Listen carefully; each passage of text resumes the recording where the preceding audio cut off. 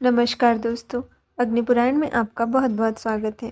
आज हम अग्निपुराण के अध्याय 34 को शुरू करते हैं।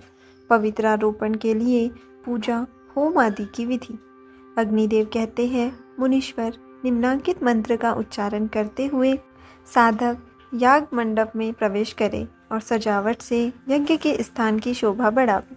वेदों तथा ब्राह्मणों के हितकारी देवता अव्यय आत्मा भगवान श्रीधर को नमस्कार है। ऋग्वेद, यजुर्वेद तथा सामवेद आपके स्वरूप है। शब्द मात्र आपके शरीर है। आप भगवान विष्णु को नमस्कार है।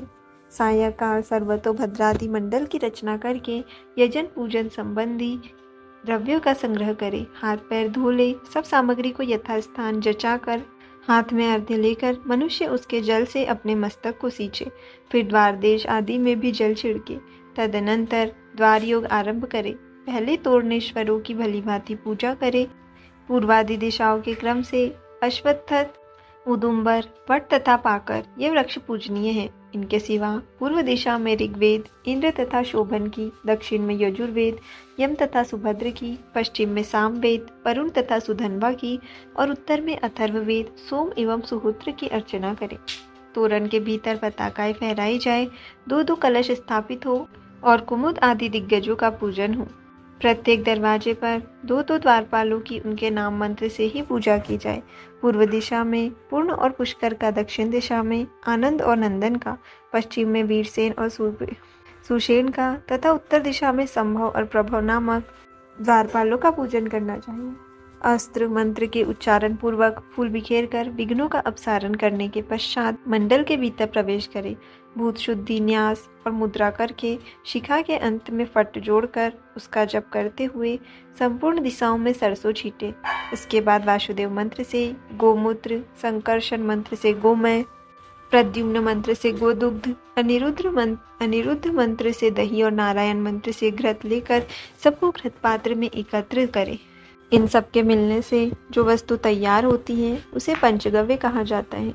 पंचगव्य 1, 2 या 3 बार अलग अलग बनावे। इनमें से एक तो मंडप का प्रोक्षण करने के लिए है, दूसरा प्राशन के लिए और तीसरा स्नान के उपयोग में आता है। 10 कलशों की स्थापना करके उनमें इंद्रादि लोकपालों की पूजा करे। पूजन करके उन्हें श्रीहरि की आज्ञा सुनावे। लोकपालगण आपको इस यज्ञ की रक्षा के लिए श्रीहरि की आज्ञा से यहाँ सदा स्थित रहना चाहिए। याग द्रव्य आदि की रक्षा की व्यवस्था करके विकिर द्रव्य को बिखेरे। 7 बार अस्त्र संबंधी मूल मंत्र का जप करते हुए ही उक्त वस्तुओं को सब ओर बिखेरना चाहिए। फिर उसी तरह अस्त्र मंत्र का जप करके कुछ कुर्च ले आवे। उन्हें ईशान कोण में रखकर उन्हीं के ऊपर कलश और वर्धनी को स्थापित करे। कलश में श्रीहरि का शांग पूजन करके वर्धनी में अस्त्र की अर्चना करे। वर्धनी की छिन्न धारा से यागमंड को प्रदक्षिणा क्रम से सींचते हुए कलश को उसके उपयुक्त स्थान पर ले जाए और स्थिर आसन पर स्थापित करके उसकी पूजा करे। कलश के भीतर पंचरत्न डाले, उसके ऊपर वस्त्र लपेटे, फिर उस पर गंध आदि उपचारों द्वारा श्रीहरि का पूजन करे। वर्धनी में भी सोने का टुकड़ा डाले। उसके बाद उस पर अस्त्र की पूजा करके उसके वाम भाग में पास ही वास्तु लक्ष्मी तथा भुविनायक की अर्चना करे। संक्रांति आदि के समय इसी प्रकार श्री विष्णु के स्नान अभिषेक की व्यवस्था करे। मंडप के कोनों और दिशाओं में कुल मिलाकर 8 और मध्य में 1, इस प्रकार 9 पूर्ण कलशों को, जिनमें छिद्र न हो, स्थापित करके उनमें पाद्य, अर्घ्य, आचमनीय तथा पंचगव्य डाले। पूर्व आदि के कलशों में उक्त वस्तुएं डालनी चाहिए। अग्निकोण आदि के कलशों में उक्त वस्तुओं के अतिरिक्त पंचामृत युक्त जल अधिक डालने का विधान है। पाद्य की अंगभूता 4 वस्तुएं हैं: दही, दूध, मधु और गर्म जल। किन्हीं के मत में कमल, श्यामाक, दुर्वादल और विष्णुक्रांता औषधि, इन 4 वस्तुओं से युक्त जल पाद्य कहलाता है। इसी तरह अर्घ्य के भी 8 अंग कहे गए हैं: जौ, गंध, फल, अक्षत, कुश, सरसों, फूल और तिल। इन 8 द्रव्यों का अर्घ्य के लिए संग्रह करना चाहिए। जाति, लवंग और कंगोल युक्त जल का आचमन देना चाहिए। इष्ट देव को मूल मंत्र से पंचामृत द्वारा स्नान करावे। बीच वाले कलश से भगवान के मस्तक पर शुद्ध जल का छींटा दें। कलश से निकले हुए जल एवं कुर्चाग्र का स्पर्श करे। फिर शुद्ध जल से पाद्य, अर्घ्य और आचमनीय निवेदन करे। तत्पश्चात वस्त्र से भगवान के श्री विग्रह को पोंछकर वस्त्र धारण करावे और वस्त्र के सहित उन्हें मंडल में ले जाएं। वहाँ भली भांति पूजा करके प्राणायाम पूर्वक कुंड आदि में होम करे। दोनों हाथ धोकर कुंड में या वेदी पर 3 पूर्वाग्र रेखाएं खींचे। ये रेखाएं दक्षिण की ओर से आरंभ करके क्रमशः उत्तर की ओर खींची जाए। फिर इन्हीं के ऊपर 3 उत्तराग्र रेखाएं खींचे। तत्पश्चात अर्ध के जल से इन रेखाओं का प्रोक्षण करे और योनि मुद्रा दिखावे। अग्नि का आत्म रूप से चिंतन करके मनुष्य योनि मुक्त कुंड में उसकी स्थापना करे।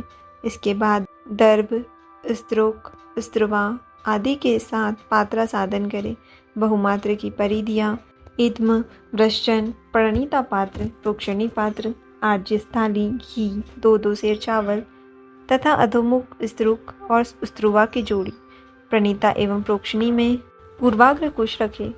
प्रणीता को जल से भरकर भगवान का ध्यान पूजन करके उसको अग्नि के पश्चिम, अपने आगे और आसादी द्रव्यों के मध्य में रखे। प्रोक्षणी को जल से भरकर पूजन के पश्चात दाहिने रखे। आग पर चरु को चढ़ाकर पकावे और अग्नि से दक्षिण दिशा में ब्रह्मा जी की स्थापना करे। कुंड या वेदी के चारों ओर पूर्वादि दिशा में कुश बिछाकर परिधियों को स्थापित करे। तदनंतर गर्भाधान आदि संस्कार के द्वारा अग्नि का वैष्णवीकरण करे। गर्भाधान, पुंसवन, सीमंतोन्नयन, जातकर्म एवं नामकरण आदि समावर्तनांत संस्कार करके प्रत्येक कर्म के लिए 8-8 आहुतियां दे तथा स्त्रुवायुक्त स्त्रुक के द्वारा पूर्णाहुति प्रदान करे। कुंड के भीतर ऋतुस्त्राता लक्ष्मी का ध्यान करके हवन करे। कुंड के भीतर जो लक्ष्मी है उन्हें कुंड लक्ष्मी कहा गया है। वे ही त्रिगुणात्मिकता प्रकृति है। वे संपूर्ण भूतों की तथा विद्या एवं मंत्र समुदाय की योनि है।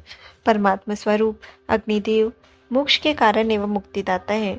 पूर्व दिशा की ओर कुंड लक्ष्मी का सिर है। ईशान और अग्निकोण की ओर उसकी भुजाएं हैं। वायव्य तथा नैऋत्य कोण में जंघाएं हैं। उदर को कुंड कहा है तथा योनि के स्थान में कुंड योनि का विधान है। सत्व, रज और तम ये 3 गुण ही 3 मेखलाएं हैं। इस प्रकार ध्यान करके प्रणव मंत्र से मुष्टि मुद्रा द्वारा 15 समिधाओं का होम करे। फिर वायु से लेकर अग्निकोण तक आघार नामक 2 आहुतियां दे। इसी प्रकार आग्नेय से ईशानांत तक आज्य भाग नामक आहुतियों का हवन करे। आज्य स्थाली में से उत्तर, दक्षिण और मध्य भाग से घृत लेकर द्वादशांत से अर्थात मूल को 12 बार जप कर अग्नि में भी उन्हीं दिशाओं में उसकी आहुति दे और वहीं उसका त्याग करे। इसके बाद भू, स्वाहा इत्यादि रूप से व्याहवती होम करे। कमल के मध्य भाग में संस्कार संपन्न अग्निदेव का विष्णु रूप में ध्यान करे। वे 7 जिह्वाओं से युक्त है। करोड़ों सूर्यों के समान उनकी प्रभा है। चंद्रोपम मुख है और सूर्य सदृश देदीप्यमान नेत्र है। इस तरह ध्यान करके उनके लिए 108 आहुतियां दे अथवा मूल मंत्र से उसकी आधी एवं 8 आहुतियां दे। अंगों के लिए भी 10-10 आहुतियां दे। तो यहाँ अग्निपुराण के अध्याय 34 का समापन होता है। आज के लिए इतना ही। धन्यवाद।